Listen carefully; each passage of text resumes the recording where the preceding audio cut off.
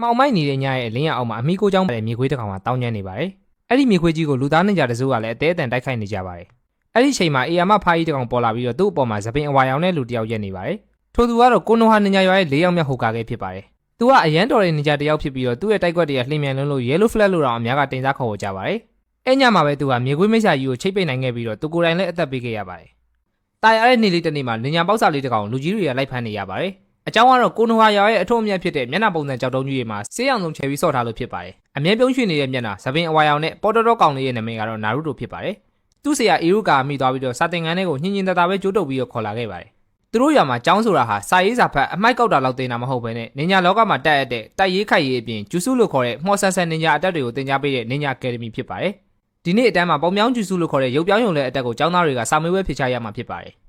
ပထမဆုံးအဖြစ်ဆာကူရာဟာရူနိုလို့ခေါ်တဲ့ပန်းရောင်အင်ဂျင်နဲ့ကောင်မလေးကသူ့ဆရာအီရုကာအဖြစ်ပုံပြောင်းတာအောင်မြင်သွားပါတယ်။နောက်တစ်လက်မှာတော့ဆာစကဲလို့ခေါ်တဲ့ဘာဝမဂယူးမဆိုင်တဲ့ပုံစံနဲ့ကောင်လေးကအေးအေးဆေးဆေးပဲအောင်သွားပါတယ်။တတိယကတော့နာရူတိုရဲ့အလက်ဖြစ်ပြီးတော့အဝိမပါဆက်စီကြတဲ့ကောင်မလေးအဖြစ်ပြောင်းပြလိုက်ပါတယ်။သူကိုယ်တိုင်ကအဲ့ဒါကိုဆက်စီဂျူစုလို့နာမည်ပေးထားပါတယ်။အဲ့ညမှာသူ့ဆရာကသူ့ကိုရွာရဲ့အကောင်းဆုံးနဲ့တဆိုင်နေသောရာမန်ဆိုင်မှာလိုက်ကြွေးပါတယ်။နာရူတိုကရွာကိုကာကွယ်ဖို့အသက်ပေးခဲ့တဲ့၄ယောက်မြောက်ဟိုကာကဲအကြောင်းကိုပြောနေရင်သူလည်းတနေ့ဟိုကာကဲတယောက်ဖြစ်လာရမယ်လို့သူ့ဆရာကိုပြောလိုက်ပါတယ်။နောက်တစ်နေ့အတန်းကတော့စာမေးပွဲနောက်ဆုံးနေ့ဖြစ်ပြီးတော့ကျောင်းသားအားလုံးကကိုပွားကျူစုကိုဖြေချရမှာဖြစ်ပါတယ်။ကိုပွားကျူစုဆိုတာကကိုနဲ့တပုံစံနဲ့တူတဲ့နောက်တစ်ယောက်ကိုဖန်တီးရတဲ့နေညာအတက်ဖြစ်ပြီးတော့နာရူတိုရဲ့အညံ့ဆုံးကျူစုလည်းဖြစ်ပါတယ်။အဲ့ဒါကြောင့်ပဲနာရူတိုကလွယ်လို့ကျန်တဲ့ကျောင်းသားတိုင်းစာမေးပွဲအောင်ပြီးဂန်နင်းလို့ခေါ်တဲ့အငယ်တန်းနေညာလေးတွေဖြစ်လာကြပါတယ်။ဟိုကာကဲဖြစ်ချင်နေတဲ့နာရူတိုလည်းဂန်နင်းစာမေးပွဲမအောင်လို့ဝမ်းနေပြီးတယောက်တည်းဖြစ်နေချိန်မီဇူကီဆိုတဲ့နေညာတယောက်ကလာခေါ်သွားပါတယ်။အဲ့ဒီညမှာပဲနာရူတိုကအန်ရယ်များလုံးလို့ဂျိတ်ပိတ်ထားတဲ့လှုပ်ဝက်စာလေးကိုဟိုကာကဲရုံးခန်းကနေခိုးလာပြီးစာလေးရဲ့ပထမဆုံးမျက်နှာမှာပါတဲ့ထက်ဆင့်ကိုပွားကျူစုအကြောင်းကိုဖတ်နေပါတယ်။ဒါကိုသိသွားတဲ့နင်ဂျာတွေလည်းခေါင်းမိတောက်ကုန်ပြီးနာရူတိုကိုလိုက်ရှာကြပါတယ်။အဲ့ဒီနေရာကိုအီရူဂါဆန်ဆဲရောက်လာတော့နာရူတိုကသူဒီစာလိတ်တွေကဂျူစုတစ်ခုကိုတက်တာနဲ့စာမေးပွဲအောင်လိုက်မယ်လို့မီဇူကီကပြောတာကြောင့်ဒီမှာလေ့ကျင့်နေတာလို့ပြောပါတယ်